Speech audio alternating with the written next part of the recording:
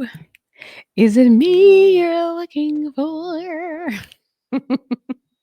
Hey there, it is Phoenix. Thank you so much for joining me. Thank you so much for being here.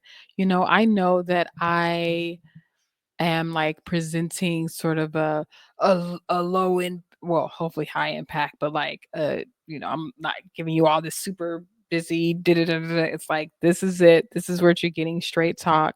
And I thank you so much for being here. I thank you so much for absorbing and being a part of the tribe. We have about 18,000 people or so on the newsletter. I scrub it ever so often. And it just keeps creeping right back up. So I'm so happy to see people. People send me emails about what they think about the show. We have a little bit of viewership. Our downloads have been increasing. So I thank you all so much for being here. I deeply appreciate it.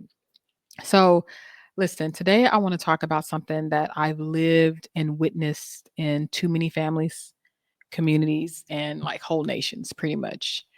What it means to grow up poor or in poverty, but with a lot. Think about that. What does it mean to grow up poor in poverty, but with a lot? You see, in America, we've mastered this, teaching people to consume before they can sustain.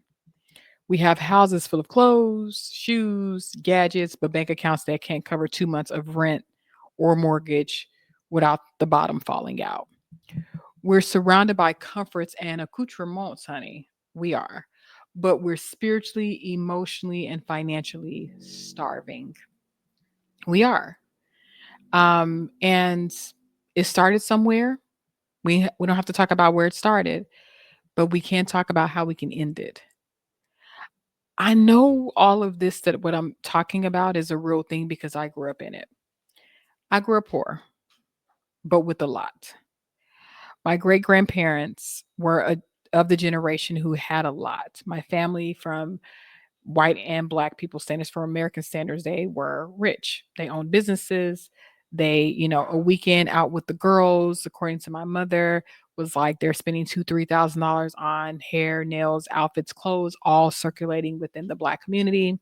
Of course, segregation ended and black wealth left our community like panties flying on a Luther Vandross stage. Our money left our communities, and we still have not gained that back. So I am the first generation that's really working on gaining that back. The last two did a decent job at putting some puzzle pieces together, but not completely.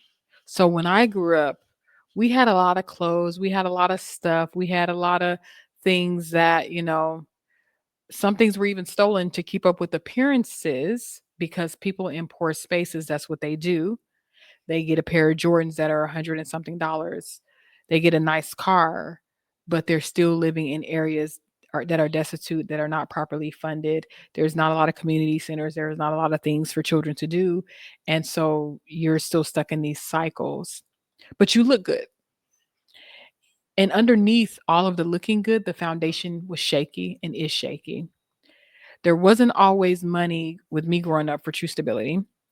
There weren't always the experiences or tools that feed the soul. So we did grow up with books, thank goodness, but we didn't have any travel or moments to just like be. And that shaped me.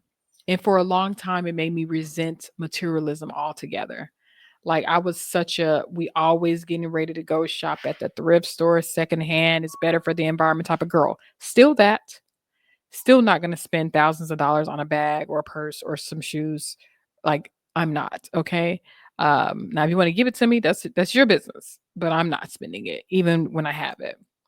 But here's what I see now as it pertains to performative wealth. When we chase things and we're chasing how things look instead of how things are, we find ourselves in a trap. A lot of us, especially in communities of color, are trying to so hard to prove that we are worthy. We're trying so hard to prove that we aren't poor and that we pour into everything, into our shoes, our brands, our cars, all while ignoring a real foundation: stability, knowledge, and peace.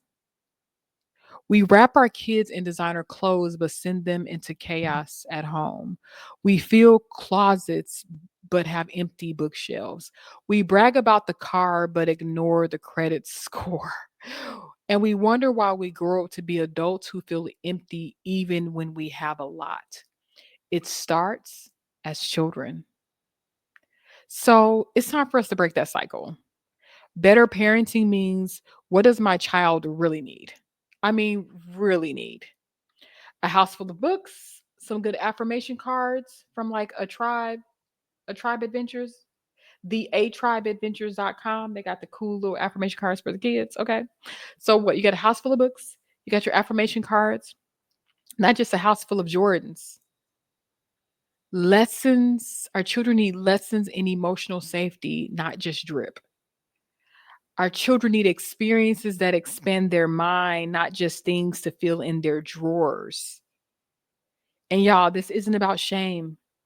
It's about seeing materialism for what it really is, a false God that will never feed your soul or your child's soul. And your child's soul is the one that's truly hungry, it's starving.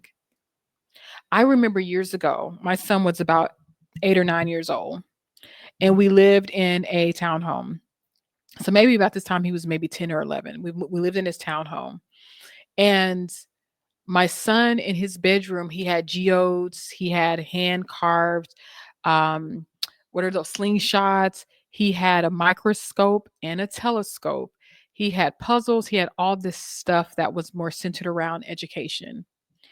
And one of our neighbors, their cousin came over, and this young boy was so cute, so handsome. He was about the same age as my son, and he had on a full out red Nike tracksuit. He had on a pair of nice Jordans. Mind you, my son was probably wearing, a pair of New Balance or a pair of Nikes and just some regular like jeans and a t-shirt, probably from the thrift store or, whatever, right? And this little boy looks at my son's outfit like, but then he comes over, his cousin come over, they spend the night with my son. And at one point when I was downstairs cooking dinner for them, I go upstairs to see what the boys were doing. My son and the friend who was a neighbor, they were like in the bathroom messing like with in the mirror, doing being silly.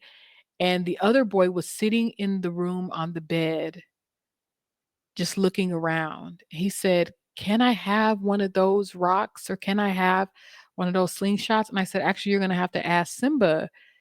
Those are his things. His dad made him that, custom made him that slingshot. So he's probably not going to give you that, but he'll probably give you one of his geodes."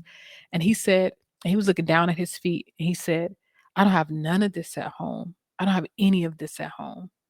He said, I don't even have a real bed. My bed, my mattress is on the floor. And I could see the shame in his eyes. But the first thing he did when he saw my son was like, "Oh, this kid looks like a little just like, huh." But then he goes into his world and realizes my son's world had all the things that were more centered around education versus things to just look good. Right. And I was able to build up my son's experience in life where he's gone camping and traveled and spent a week on a boat out in Catalina Island, and just all these things he got to experience growing up because I cared more about that than anything else, right? And if you grew up poor with a lot like I did, here's your reminder. It's never too late to redefine what wealth means to you. It's never too late to pour into yourself, books instead of brands, knowledge instead of noise. It's never too late to raise the next generation differently. We are not what we wear. We are what we carry in our minds, in our spirits, and in our homes. This is how we break the cycle. This is how we continue to unfold. And listen, if this stirred up something in you, please like, share, subscribe. I appreciate you all so much for being here. And we are that generation that is going to stop consuming aimlessly because the earth depends on it. And our hearts and mind depend on it too. Thank you.